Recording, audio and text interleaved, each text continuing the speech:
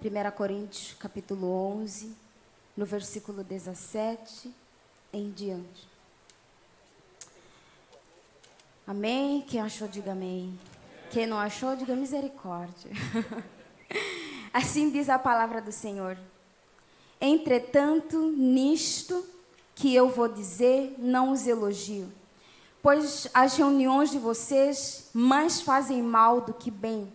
Em primeiro lugar, ouço que quando vocês se reúnem como igreja, há divisões entre vocês, e até certo ponto eu creio, pois é necessário que haja divergência entre vocês, para que sejam conhecidos quais entre vocês são aprovados. Quando vocês se reúnem, não é para comer a ceia do Senhor, porque cada um come sua própria ceia sem esperar pelos outros. Assim, enquanto um fica com fome, outro se embriaga. Será que vocês não têm em casa onde comer e beber? Ou desprezam a igreja de Deus e humilham os que nada têm? Que direi eu? Os elogiarei por isso? Certamente que não. Pois recebi do Senhor o que também entreguei a vocês, que o Senhor Jesus, na noite em que foi traído, tomou o pão e, tendo dado graças, partiu e disse: isto é o meu corpo, que é dado em favor de vocês, façam isto em memória de mim. Da mesma forma, depois da ceia, ele tomou o cálice e disse: este cálice é a nova aliança no meu sangue. Façam isto sempre que o beberem em memória de mim.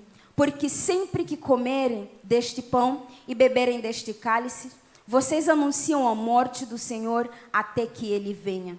Portanto, todo aquele que comer o pão ou beber o cálice do Senhor indignamente será culpado de pecar contra o corpo e o sangue do Senhor.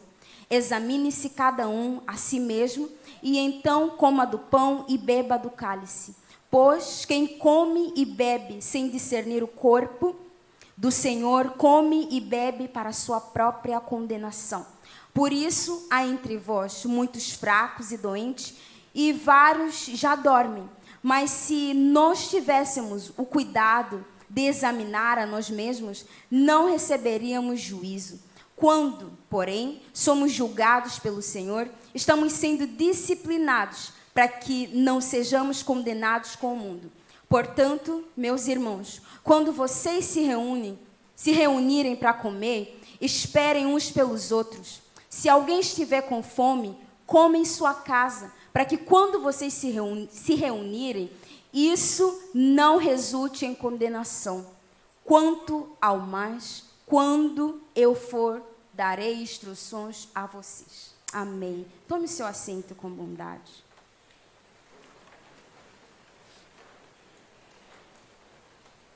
Irmãos, o pastor Newton já falou. Eu sou moçambicana, então eu vou tentar falar mais devagar.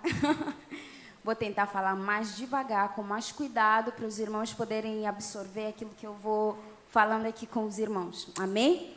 Então, trago como tema para a igreja a mesa envolvente. No texto em que nós acabamos de ler, já nos apresenta uma instrução muito importante, que a mesa é um lugar de comunhão. Naquele contexto histórico, a ceia era uma ferramenta usada para a igreja para perseverar no partir do pão. Então, na mesa era um ambiente de comunhão máxima da igreja. Era na mesa onde cada um levava aquilo que tinha para junto poder partilhar com os irmãos.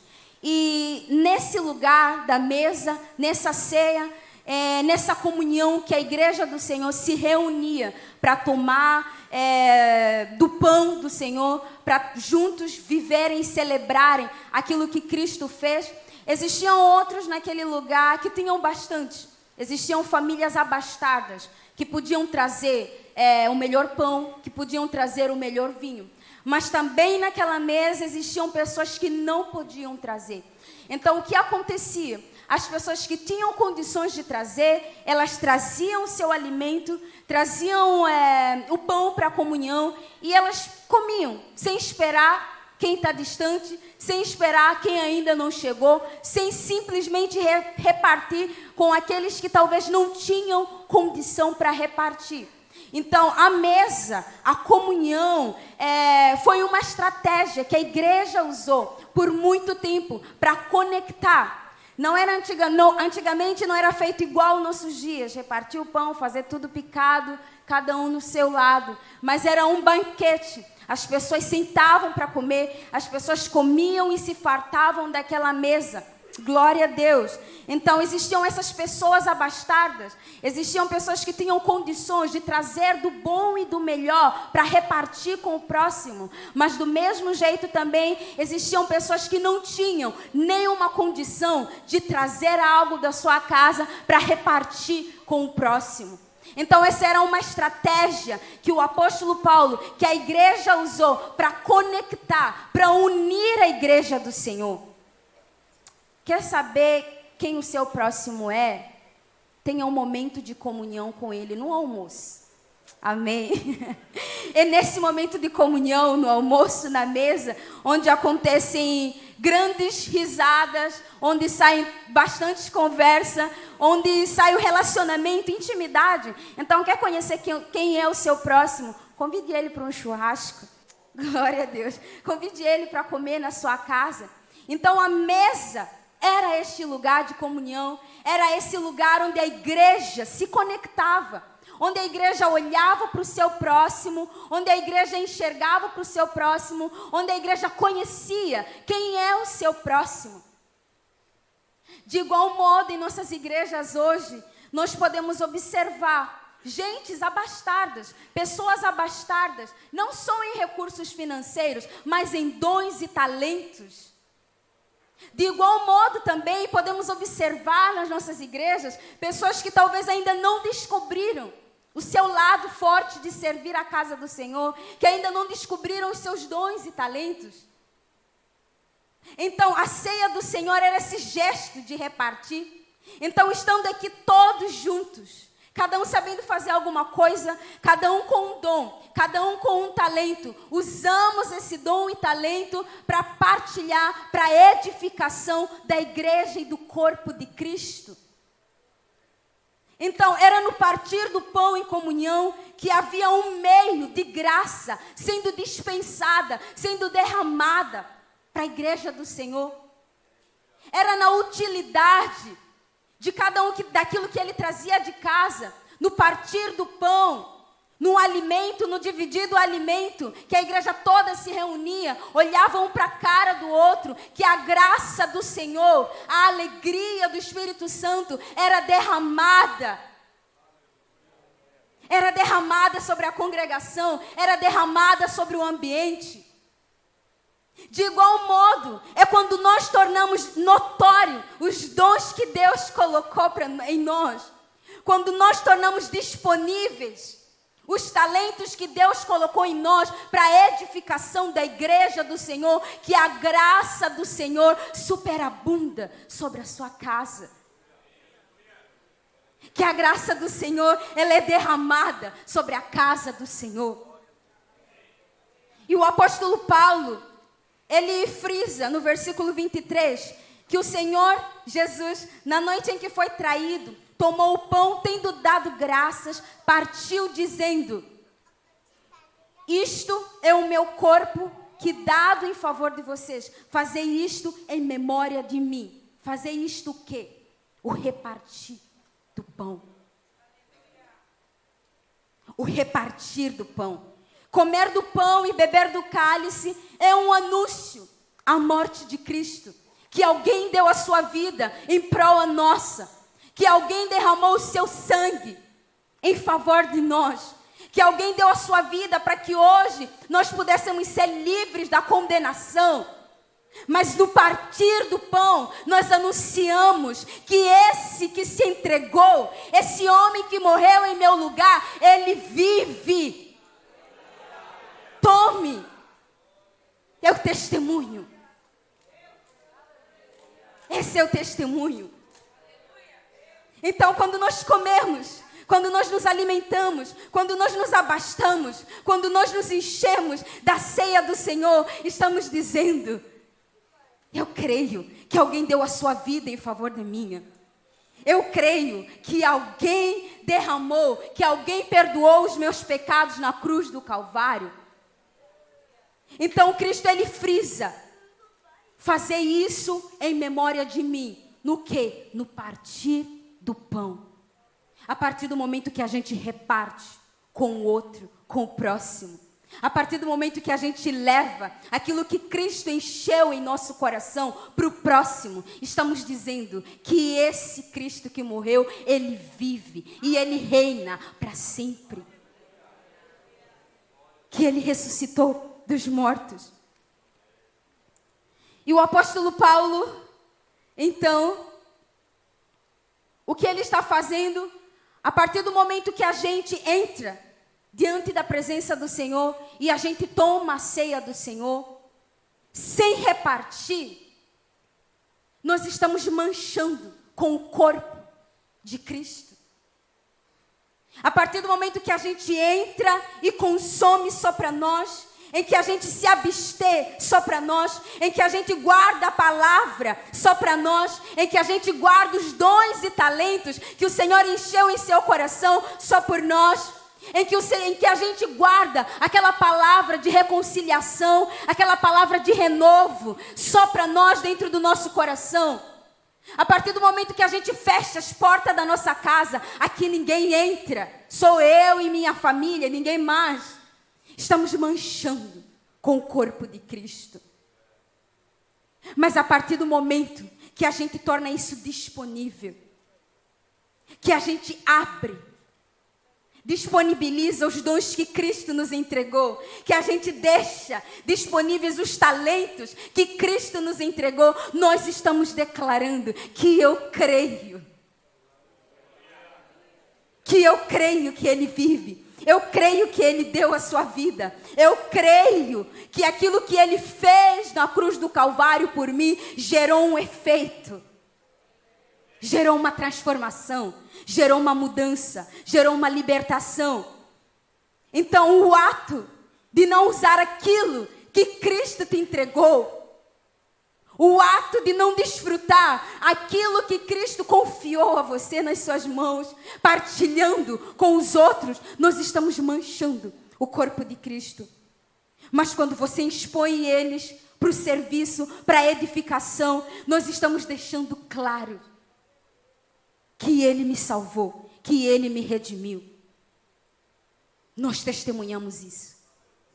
Nós testemunhamos isso. Então, qual era a necessidade da igreja? A igreja se assentava, alguns chegavam o mais cedo possível e não esperavam pelos outros.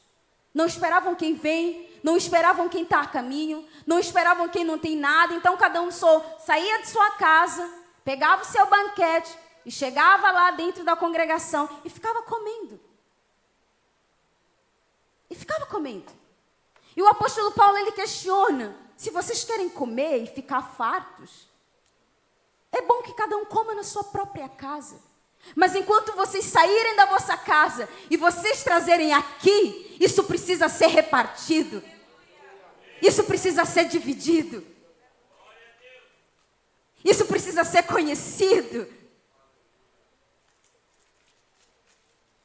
A partir do momento que a gente se move, que a gente enche o nosso coração daquilo que Cristo colocou dentro de nós, a gente precisa repartir. Glória a Deus. Se você está aqui nessa noite, é porque você crê que Cristo derramou algo em seu coração, que precisa ser sustentado, que precisa ser cheio. Mas não deixe que isso fique só para você. Permita com que essa mesa alcance, envolva aqueles que não estão aqui por perto, aqueles que não têm o privilégio de estar ao seu lado, junto aqui com você.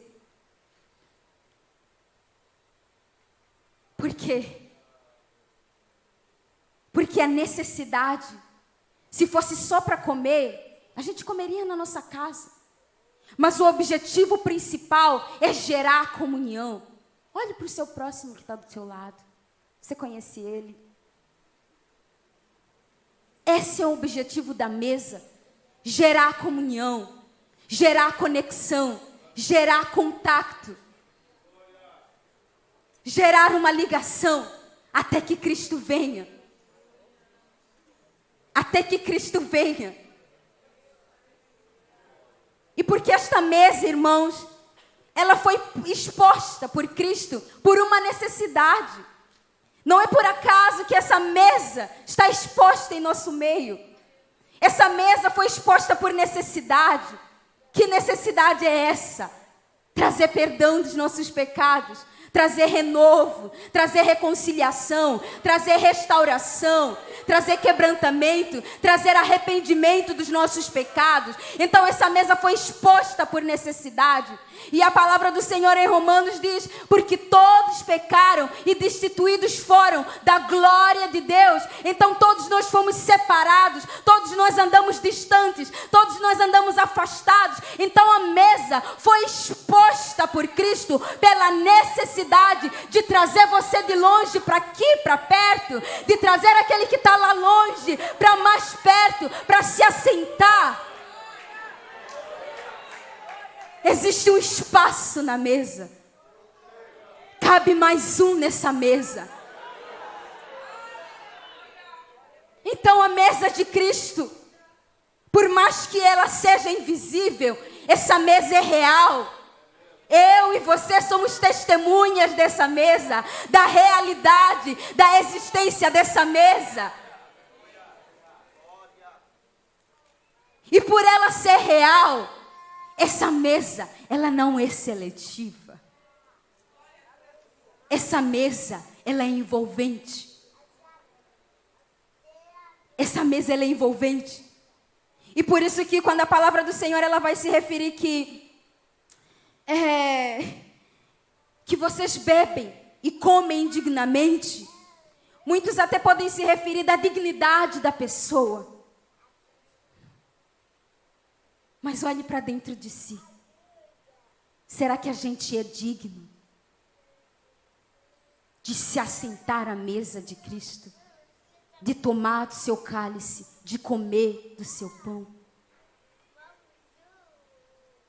Então a dignidade que a palavra se refere não é o fato da perfeição, do nível, de quantidade daquilo que eu tenho feito, daquilo que eu sou diante da presença de Deus.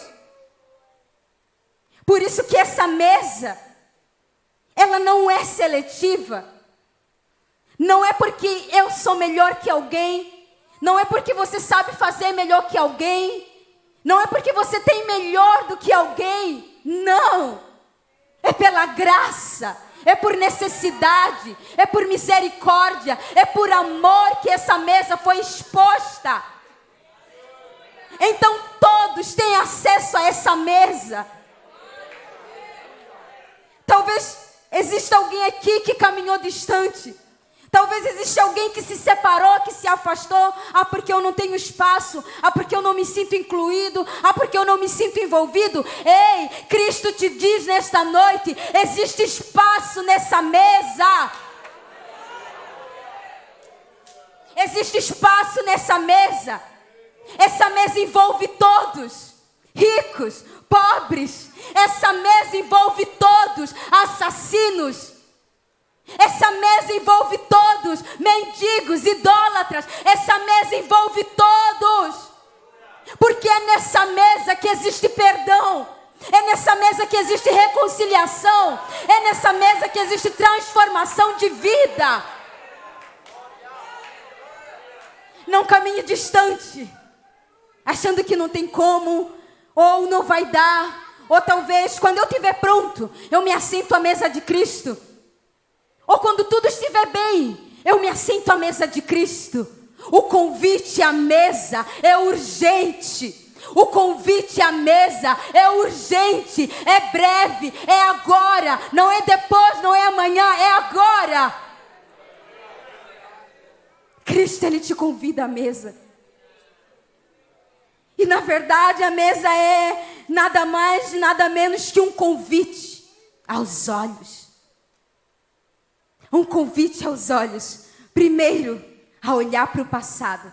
Fazer isso em memória de mim todas as vezes que a igreja do Senhor se reúne na mesa, traz à memória o sacrifício realizado na cruz.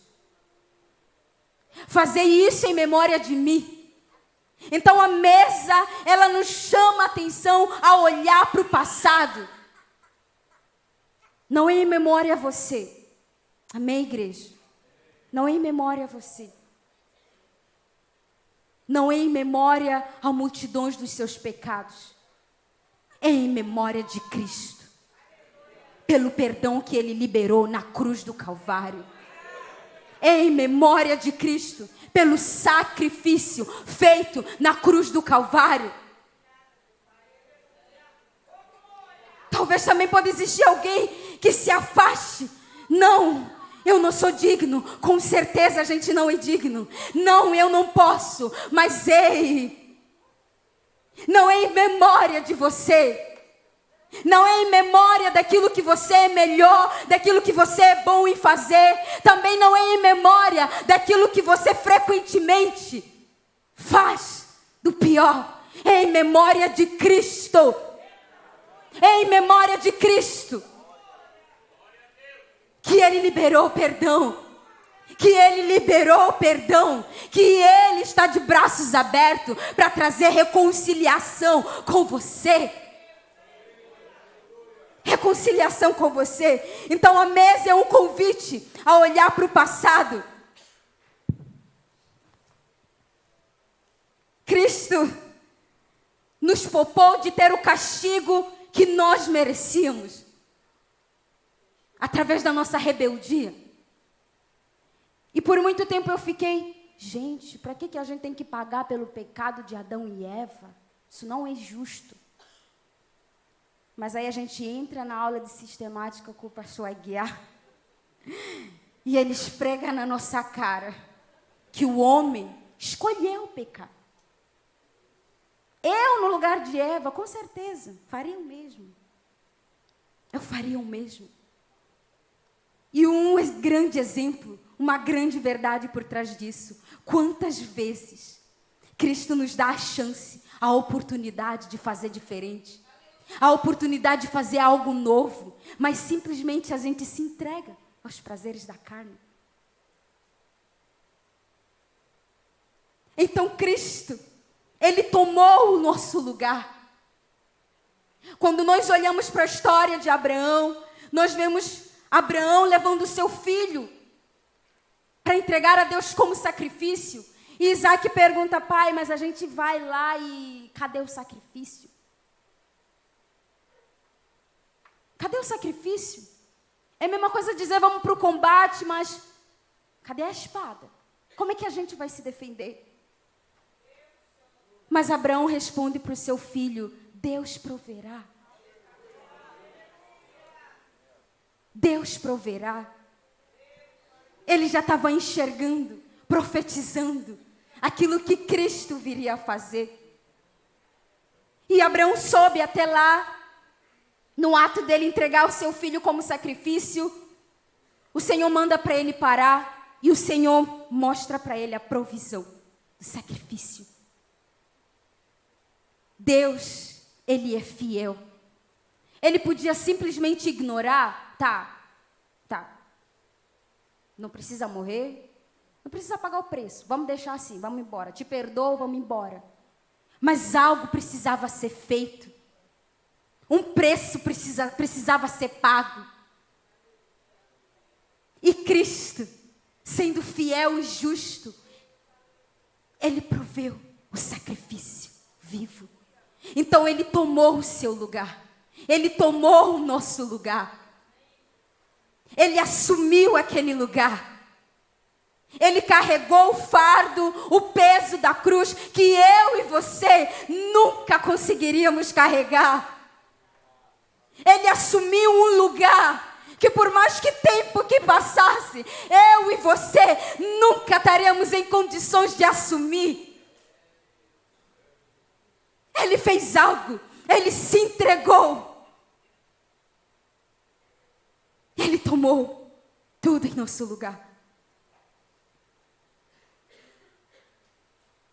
Cristo, Ele não só tratou com o nosso pecado, mas Ele também tratou diretamente com as consequências do nosso pecado. Ele não só se entregou por nós, para a nossa vida, Ele não só substituiu, pagou o preço daquilo que a gente não podíamos pagar, mas Ele nos dá benefícios. Ele nos dá benefícios, Ele nos entrega benefícios, tratando diretamente com o nosso pecado. Ele veio e Ele foi lidar diretamente com aquilo que eu e você falhamos. Então não existe alguns ou certos tipos de pecado que Deus pode perdoar. Ele se entregou por cada um deles. Por cada um deles. Por cada um deles que eu e você não conseguimos dar conta. Não conseguiríamos dar conta. Ele se entregou diretamente com cada um dos nossos pecados.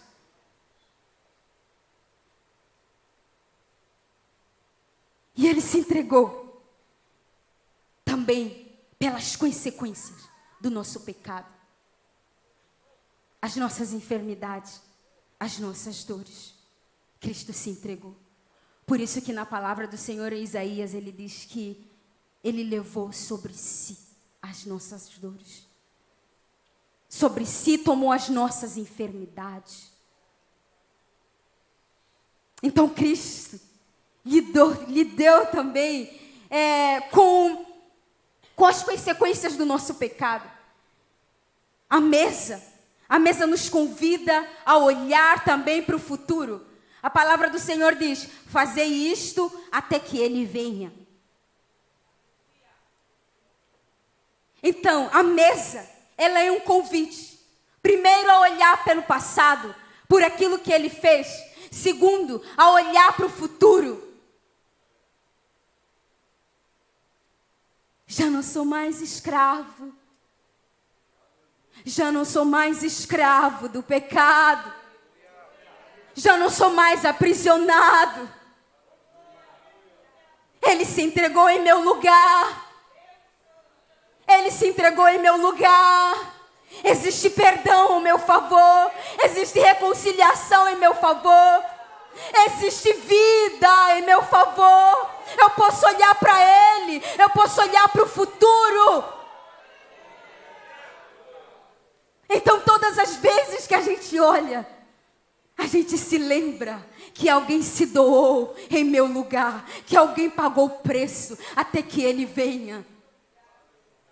Em todos os momentos que o desânimo chega, que o desespero chega, você precisa se lembrar que alguém pagou o preço. E acima de todas as coisas, esse alguém que pagou o preço, Ele foi para o céu preparar um lugar. Ele não me abandonou. Um dia Ele virá e me levará consigo para essa casa celestial. Então tudo que eu estou enfrentando nesse momento, tudo que eu estou passando nesse momento, tudo é passageiro. Existe provisão de Deus. Existe provisão de Deus. Eu posso crer que existe salvação, existe vida eterna.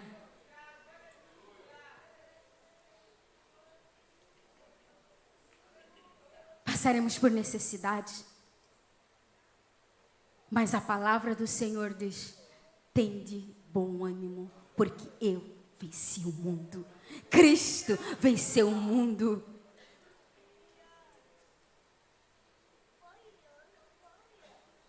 A gente vai desfrutar da alegria, desfrutar da vida eterna, do gozo celestial. Já começamos daqui, sentindo a pitada. sentindo a pitada da paz eterna, sentindo a pitada do gozo eterno, sentindo a pitada da alegria eterna. Mas chegará um dia que essa alegria será para sempre. Chegará um dia em que esse gozo será para sempre.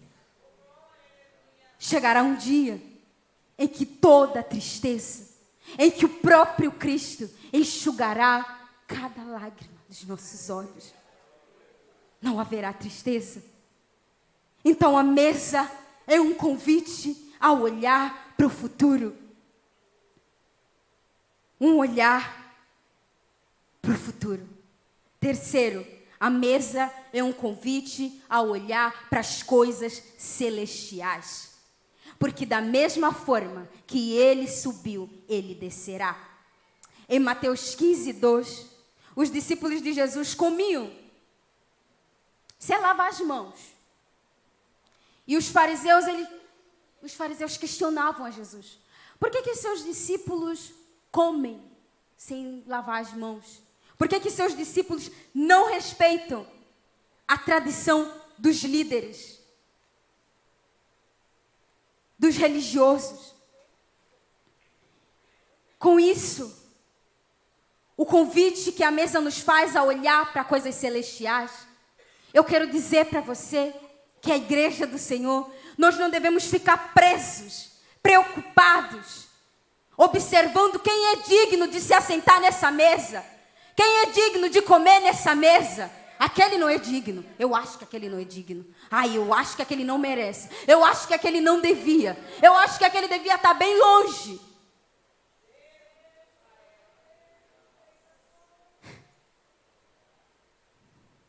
A mesa envolve.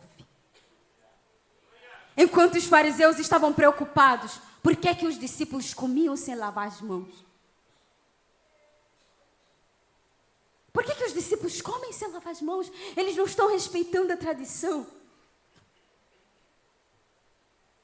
Que a nossa igreja seja esse lugar onde todos possam se sentir envolvidos. Possam se sentir envolvidos para desenvolver, para crescer, para conhecer, para se aprofundar na amizade com Cristo.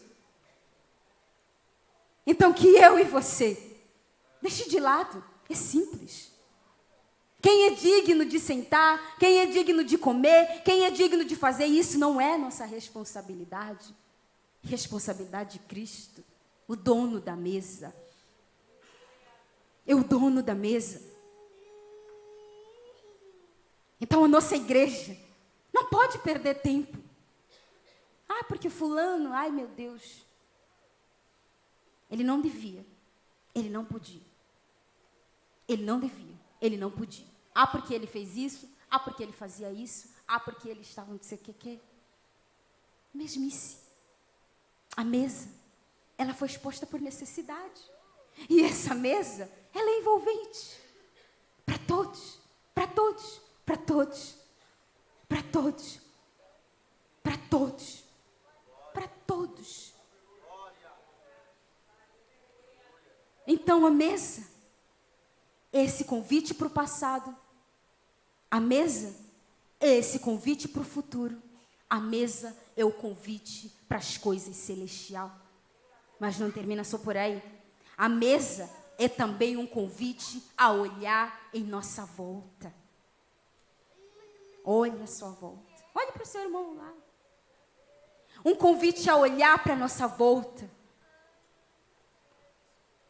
A palavra do Senhor diz: quando vocês forem a comer, esperem um pelos outros. O que eles faziam? Entravam e comiam. A gente está nem aí com quem não está.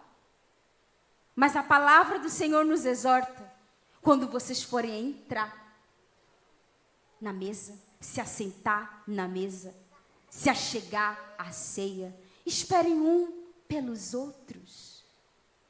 Esperem um pelos outros. Que você saia nessa noite dizendo para o seu coração que eu não vou me assentar a essa mesa sozinho, enquanto outros passam fome. Que eu não vou me assentar a essa mesa sozinho, enquanto os meus filhos perecem. Que eu não vou me assentar a essa mesa sozinho, enquanto meu esposo, talvez a minha esposa, perece. Eu não vou me assentar a essa mesa sozinho, enquanto meu colega do trabalho desfalece. Eu não vou me assentar a essa mesa sozinho, enquanto a minha família é arrastada. A mesa é um convite a olhar para a sua volta. Quem está faltando nessa mesa? Quem está faltando nessa mesa? Está faltando alguém nessa mesa? Está faltando alguém nessa mesa? Milhares ainda estão faltando nessa mesa. E o que eu e você estamos fazendo? É minha, é sua responsabilidade trazer o convite. Ei, Cristo pagou o preço. Cristo deu sua vida. Cristo entregou. Está tudo pago, está tudo resolvido. Cristo não está te convidando para você ser crucificado de novo no madeiro. Não. Cristo não está te convidando para você ser enterrado vivo. Cristo está te convidando para convidar os outros para esta mesa. Para esta mesa. E como é que eu faço isso? Como é que eu ajo? Como é que eu coloco? Como é que eu convido?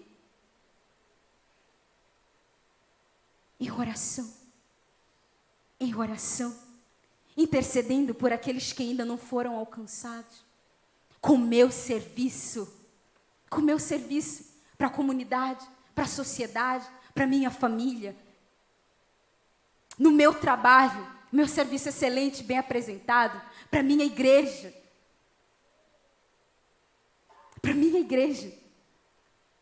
eu estou estendendo as mãos,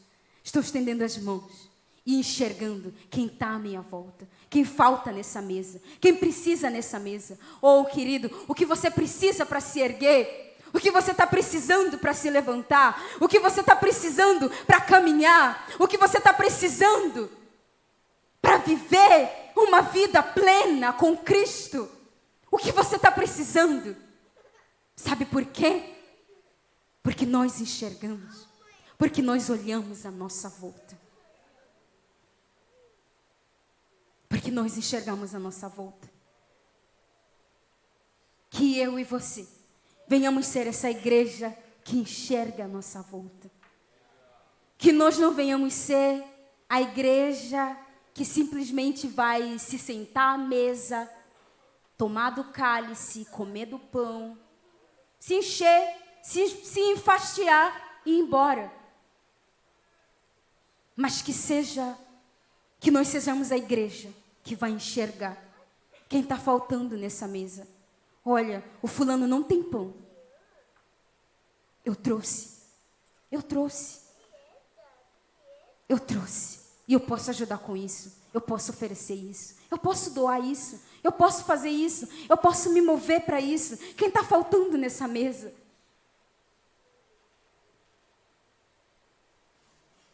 Então, o que deve doer o nosso coração, o que deve machucar o nosso coração, não é a situação desesperadora dos perdidos, mas a nossa insensibilidade. Nós, como igrejas, que conhecemos que existe poder nessa mesa. A insensibilidade de nós, como igreja, que sabemos que existe salvação nessa mesa. Glória a Deus. Você crê que existe salvação nessa mesa? Você crê que existe vida eterna nessa mesa? Você crê que existe perdão de pecados nessa mesa? Você crê que existe reconciliação nesta mesa? Você crê que existe renovo nessa mesa? Não seja insensível.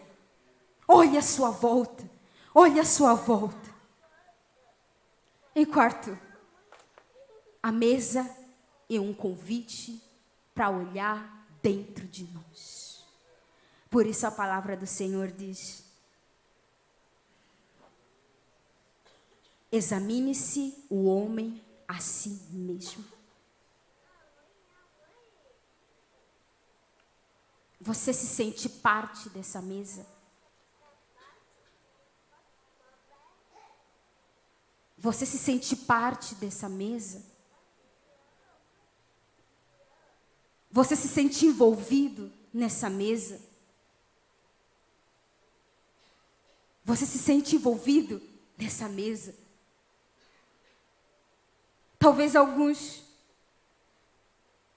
podiam até se isolar. Sentar, muitas das vezes, à mesa, pode até não ser o fazer parte dessa mesa. Estar sempre aqui, na congregação, pode até não ser fazer parte dessa mesa. Cristo te faz um convite. Olhe para dentro de si. Examine-se a si mesmo.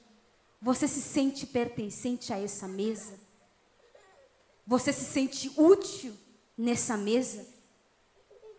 Ou você está só por estar? Porque a mãe está lá, está sentada? Porque o pai também está lá? Não, porque o meu irmão está lá. Não, porque o meu esposo está sentado lá. E você está nessa mesa? Você está na mesa? Examine-se a si mesmo. Você está nessa mesa? Você se sente envolvido nessa mesa? Você se sente participante dessa mesa? Você se sente membro dessa mesa? Você se sente filho nessa mesa? Você se sente amado nessa mesa? Você se sente aliviado nessa mesa?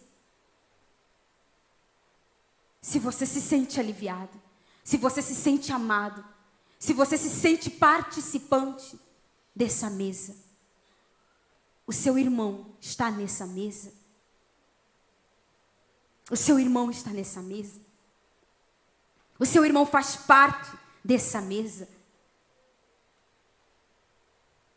Glória a Deus. Glória a Deus.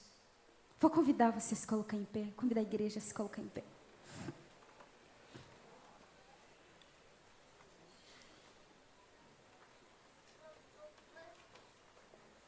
Primeiro, a mesa, ela é um convite ao olhar.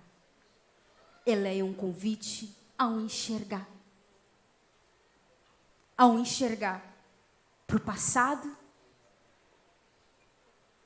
pelo preço que foi pago, ao enxergar para o futuro, por aquilo que Cristo já fez e por aquilo que Ele ainda vai fazer.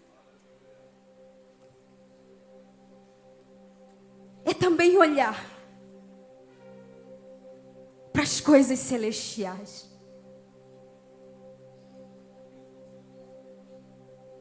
A mesa, no convite à mesa,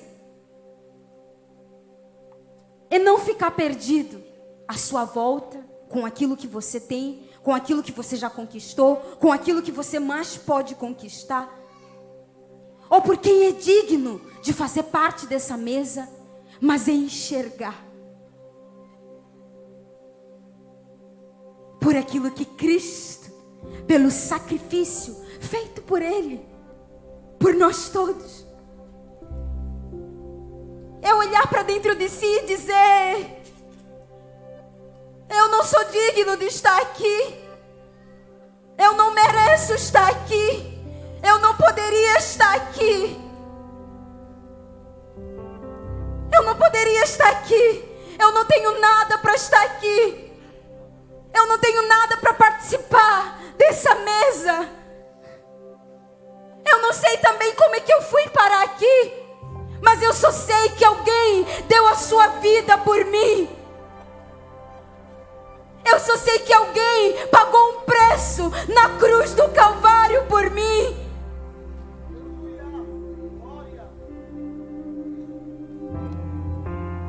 Eu estava lá, não sabia o que estava acontecendo. Estava lá perdido nas minhas próprias concupiscências, nos meus desejos. Estava lá perdido no abismo do pecado, sendo consumido, sendo corroído pelo pecado. Estava lá sendo escravo, sendo pisoteado. Estava lá sendo consumido pelos vícios. Estava lá sem solução, sem enxergar a porta para sair. Mas Ele me convidou. Ele me convidou para esta mesa. Ele me convidou a esta mesa. Ele se entregou por mim. Ele deu o seu corpo. Ele derramou o seu sangue.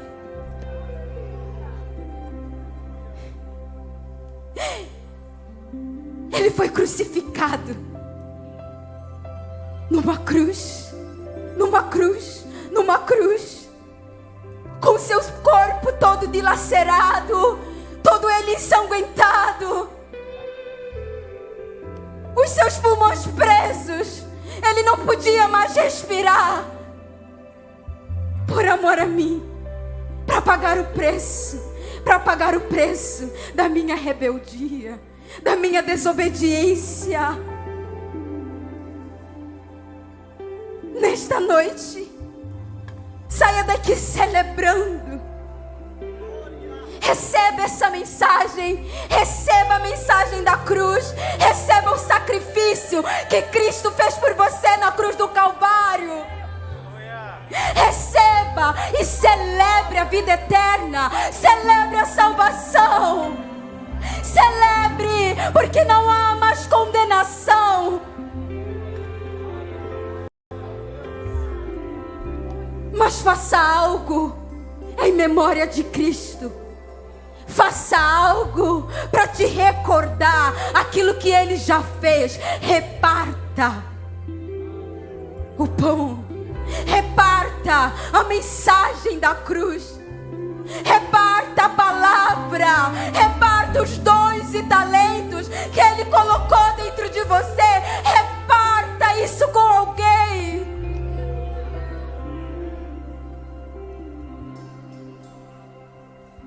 Chega de se acovardar.